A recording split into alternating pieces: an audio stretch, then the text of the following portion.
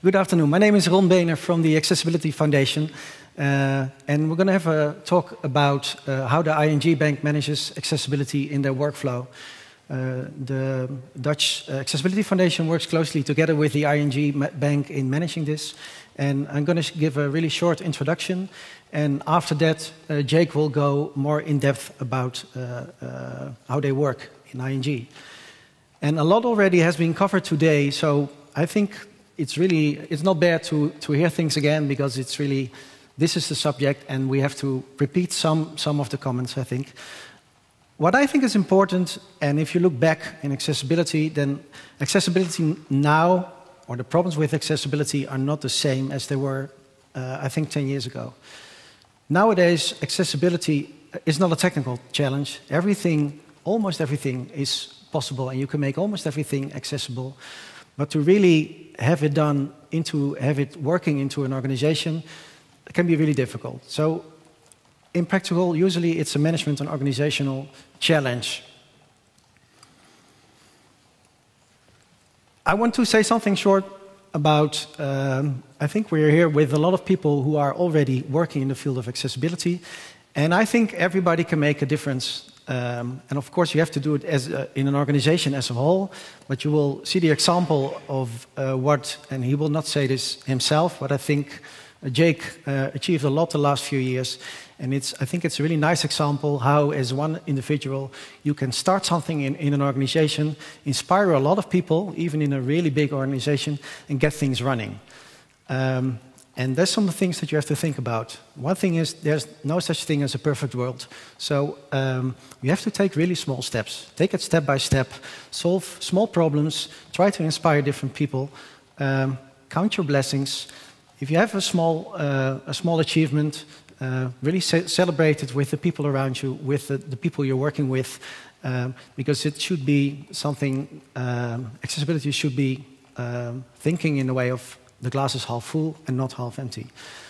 Other thing is set reasonable goals. A lot of people, if you talk about WCAG, it's like we want to achieve a lot, and it's really hard to get to that level. So again, set reasonable goals and small steps. And that's one thing that Jake will going to be talking about, the disruptive force. I think as an individual, you can make a difference, and you can make a company change. I will go really quick into the things about the strategic approach. A lot has already been covered, especially in the morning by Jonathan. If you want to make the change, you need to set goals, you need to set a scope, put responsibilities, and it's not only in a technical part, it's not only about developing and testing, but you also have your purchasing department, you have your quality assurance. There's a lot of different parts of your organizations, all parts of your organization should be involved. Think about your budget and make sure that all your resources that you need can be available. Review your tools and processes so that you can change your accessibility. And I think the key thing here is, and that is also, Jonathan in his last session talked about this, if you really want to make a change, and it's not a temporary change, you have to get your management involved that really can make the difference. So if it stays on the practical level and your direct manager, usually it can work while you are there, but it's not going to be consistent and it's not going to be long-term. The four subjects that Jake will cover in his talk are involving teams in monitoring and creation, doing testing and find out the issues the accessibility issues that are there. And one thing really important, improve the awareness and find out who are the key staff in your organization that you need to have involved. And another thing, the final one, is the documentation and resources. He will talk about this further. A last point that I want to make, already this morning we talked about BS 8878. You might know in the Netherlands we're trying to start a norm committee, and we're going to be involved in the process of changing the BS 8878 into an ISO standard. And we're forming a norm committee. And if there's people who are interested in getting this standard, this code of practice for creating accessible ICT products, please come to me after this moment, and maybe we can talk about this later. I want to give the floor to Jake, and he will talk about his work in ING. Thank you. The floor or the stage? I'll take the stage, not the floor. Yeah. Okay, hoi, welcome. My name is Jake Abma. I work for the ING. I'm the product owner for Team Accessibility. And well, this presentation, I use my story, but basically it's about you. And it's about to get you started with the whole accessibility party. And today we heard about the CRPD, that's the Convention for the Rights of People with a Disability. So we just need to be ready. So, before we start, I want to take a step back and look at the fundamentals of accessibility. Because what are the fundamentals of accessibility? Sometimes people ask me what those accessibility fundamentals are. And then almost always there are like three different questions. What is accessibility? And basically, when you really think about it, accessibility, it's the design philosophy, and philosophy means love of wisdom, and it's just a study of general and fundamental problems which we try to solve. And the matters concerned are like knowledge and value and reason and mind and language, and all those parts, they come back in accessibility. So that's why accessibility should just be a design philosophy on all different levels. Well, why should we do it? We've heard it today many, many times, not only here, but also in the other rooms, that accessibility is just a human right to give everyone access to their own bank account, for instance, at ING. And then the golden rule of accessibility, and there is no golden rule, but people ask me, what's the golden rule? Well, the golden rule is, how can I do it? Just apply accessibility, learn about it on a daily basis. That's basically it. And if you want to know more, well, become an expert yourself, or ask an expert if you need some help. So let's go a little bit back. And I all put it in one slide, and it's about the social model of disability. And it's really interesting, the social model of disability, because it's a way of thinking that disabilities are caused by barriers within the society rather than an individual's impairment. So that means that when you're blind, you can perfectly hear, so you can hear the website, but if the website is not built correctly, not accessible enough, basically the problem is the website. And when you're in a wheelchair and you can't go into the door because it's not wide enough, then the problem is the building. So it's not the person with an impairment anymore. And we already heard there was somebody asking a question in the previous session about what are people with disabilities, who are they? And well, there are two types of this disability. On one side, there's just the regular type we know from disability. That's people with cognitive problems, intellectual problems, sensory problems, or physical problems. And there are some more. And on the other side, there's also a sociology of disability. And what that means is people's first language. We have a lot of refugees coming from abroad. And well, they don't speak Dutch very well, they don't read Dutch very well, but they still want to have a bank account. This is also for expats. But the social model of accessibility is also about aging or poverty, people who don't have a really fast internet connection, and we still want to give them the opportunity to access their bank account.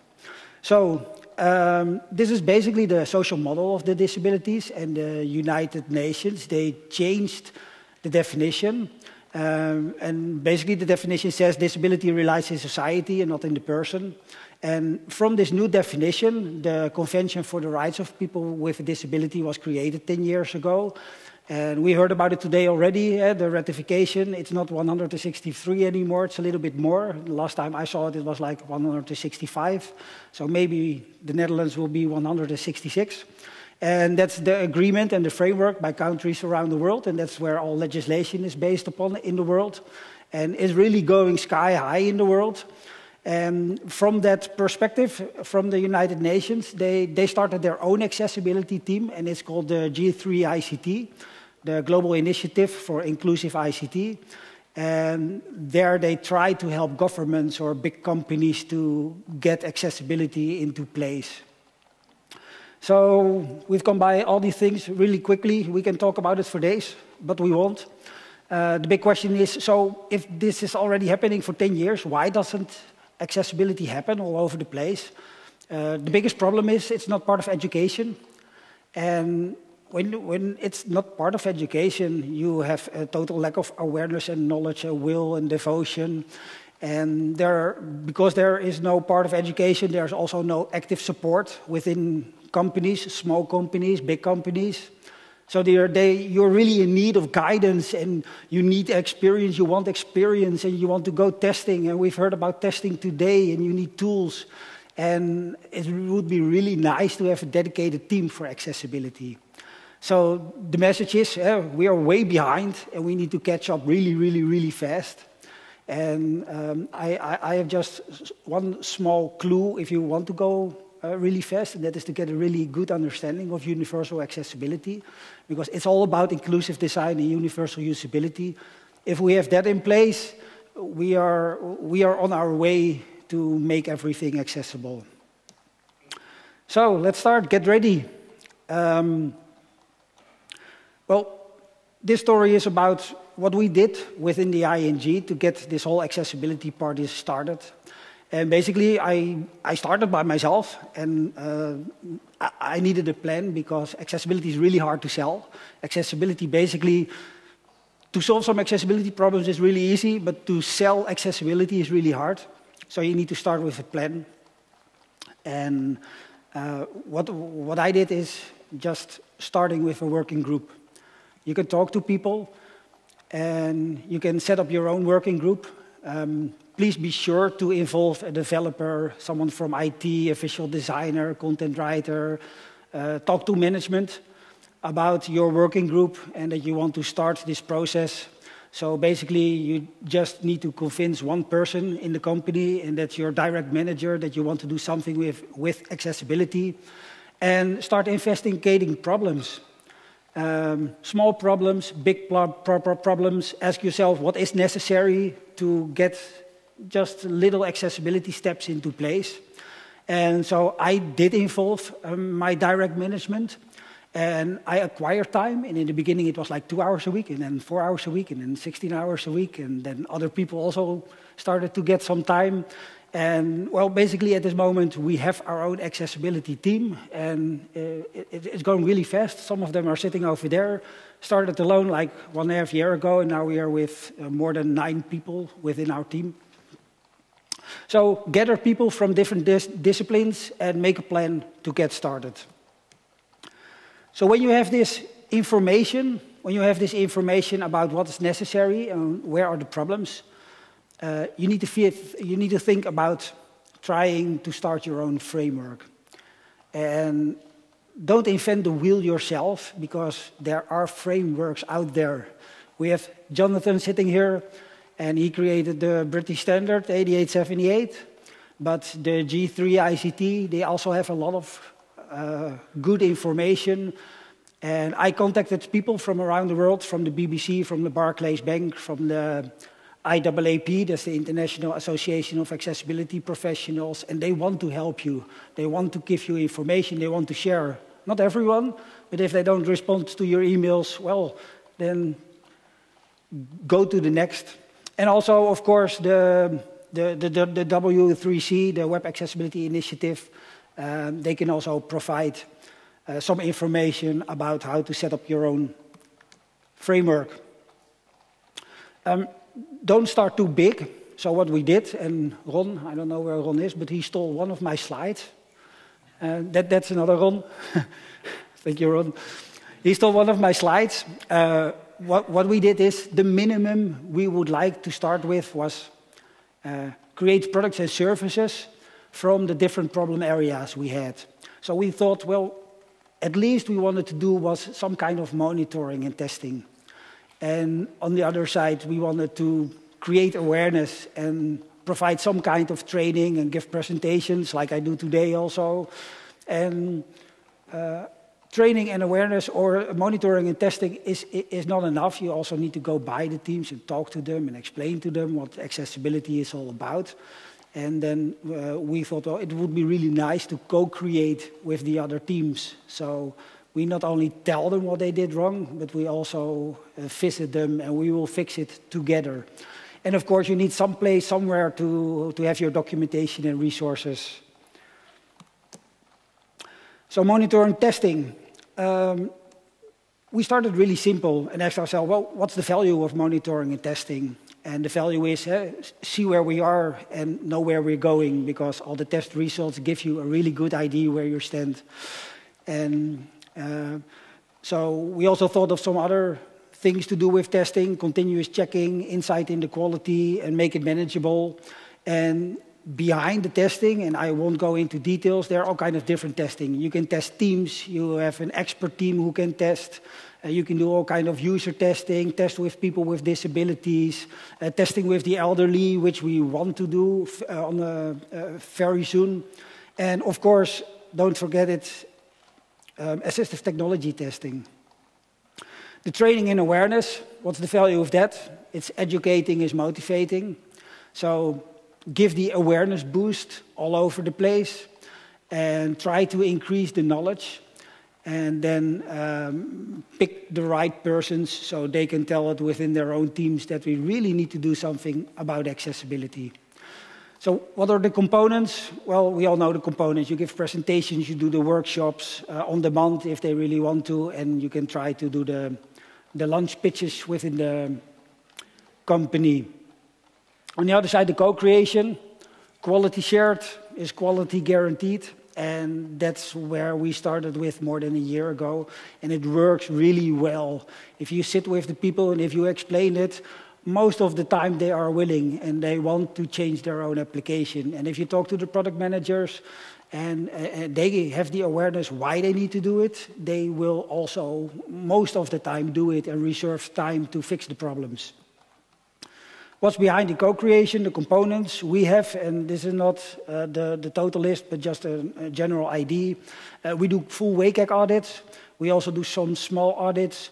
We also have a component library, and you can still have a component library, but teams can still implement it not in a correct way. So we also check the way they use the component library. And besides the pair program I just told you, we also create components ourselves from within our team. And those are the more complex components, like the sliders and the main menu navigation, and maybe in the near future the video player. And then last but not least, documents and resources. You need to have a place where you put the information. We have a really big company. We have like 325 different squads, and at least half of them build front-end code. So we cannot visit all the teams, because if we do, it takes us like 3 years or more to visit them all, if we do one a week. So put your documentation somewhere so it's easily found for them and they can easily apply it, because if you only Google on accessibility, you get all kinds of results and you don't know which one you should use. The components, the bookmarks, the tutorials, and the frequently asked questions. And this is just how we started this party, because at this moment we already have some more categories on different places. So you're ready, framework in place, documentation in place, and you can start. And then rises another problem. What is the method to bring all this knowledge to the right people? Because you create a lot of knowledge within your team, and then you hope, especially in the ING, where we have so many different teams, you need a method to sell your accessibility knowledge. You cannot do this alone. So you also need to explain what your knowledge is based on. So what we did is we started with the methodology of expanding our working group. We already had a working group, and it was going really well. And then we started to expand our working group on all different divisions within the bank. And we also thought we need to deliver something to every team, something really easy they can get started with, so they get a feeling that accessibility is there, and that they needed to start paying attention to the low-hanging fruit to fix the problems. And of course, everything is based on some kind of guidelines. And we don't have to write the guidelines ourselves for the success criteria, because they are already there. And WCAG 2.0 is one of the guidelines, but there are some more guidelines, PDF guidelines, design guidelines, etc. And basically, you need to create your own set of guidelines, because WCAG doesn't solve all our problems. So you need to be sure to base it on standards, but create your own standards, which are much more easy to understand for lots of people. So our working group, team accessibility is at the top, and that's just my direct team. But we also want to create accessibility champions all around the company, because in the end, and I'll be back on that later, what you want to do is have accessibility champions around. We also work with unknown talent. Within my own team, we hired people who are disabled themselves. And that's a win-win situation, because they are experts themselves. And they can also tell the story really well to other people from within the company. 5 minutes left? Whoa, I need to do it really fast. The ING Web Accessibility Guidelines, we base all our stuff on guidelines who are there already, like WCAG, ATAG, UAAG, Accessible PDF guidelines from Adobe, etc., etc. That's not what we want to sell to teams, because they don't read it, they don't understand it. But that's for our team, where we base our own guidelines on. And then what do we deliver to the teams, to every team? Well, we call it To Serve, and it's a document, and there are 5 things required in the document. And the most important part of this document is an accessibility checklist. And we hope to get rid of the low-hanging fruit, the accessibility problems, because basically most of the times they're just implementation bugs, and not especially accessibility bug, but just basic front-end code bugs. But remember, accessibility is not a checklist, it's a goal. So one of the 5 things required is put it in your definition of done. Make sure you have a browser accessibility matrix to test against. We deliver some really quality tools. We don't make those tools, but we tell them which tools are really appropriate to test. And we give the accessibility checklist, and we demand a basic screen reader test. And when you work with a screen reader for 1-2 hours, you can do a basic screen reader test. So that's one of the things we require from our teams. So this is it. It's time to build inclusive. From this point on, progress in accessibility will be made. And from this point, and for myself, was it the time when also officially the 1st of March my accessibility team started. You need to think of the next level. And the next level, again, accessibility is really hard. The next level, what can help you really a lot is an accessibility maturity model. And for the people who know what it is, who don't know what it is, it's based on the capability maturity model. And that was from the United States Department of Defense. And it's just a document which gives you insight in the maturity on all different levels within the company, in this case for accessibility. So first you focus on the teams, the low-hanging fruit, but the next step is, well, you need to know the guys who are responsible for procurement, legislation, risk management, communications, policy standards, product development, life cycle, etc., etc. And that's exactly what Ron started with. Basically, nowadays, accessibility is not a technical challenge anymore, but it's a management and organizational challenge. And if you have that in place, the technical challenge, you can solve the technical challenge if you just put the effort into it.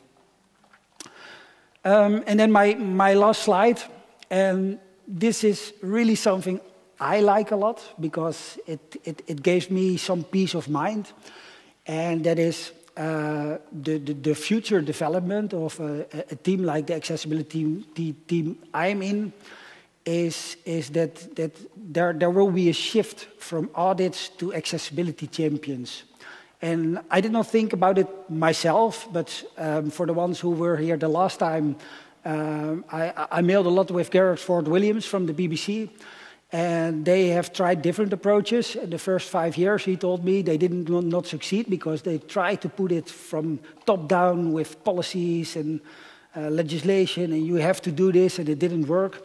And then they started training accessibility champions, bottom up, one at a time. One champion, more champions, more champions.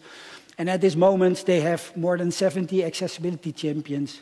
And within every front-end development team, they have at least one, but sometimes 2 or 3 accessibility champions to deliver the front-end code. So what we do with my team is we do the audits. We are the disruptive force. And there's a really famous quote, and I thought it was from Mahatma Gandhi, but I recently searched it on the internet, and it was not from Mahatma Gandhi. And that's that when you talk to people, first they ignore you if you talk about accessibility. Some people laugh at you, and then they start fighting you if it will cost them time. But in the end, you will win. And what you need to do is create those champions and start creating those champions. And in time, you don't have to do the audits. You don't have to monitor and test, at least not for the technical accessibility stuff. You always have to do it for the usable accessibility stuff to be sure that your users are really liking your the web applications that you build. But the technical audits, you will have a shift from the disruptive force, testing them, telling them they don't do it right, and then they have to fix it till you never have to test anymore because every team has an accessibility champion and everything will go automatic. So, before I say thanks for your time, the 18th of June, there will be an accessibility meeting. It will be really informal. It's called Roll Drinks. And when you go to rolldrinks.nl, you can say you want to come and you're invited. And they will even pay your drinks. So thank you for your time. This was Team Accessibility, ING. Thank you.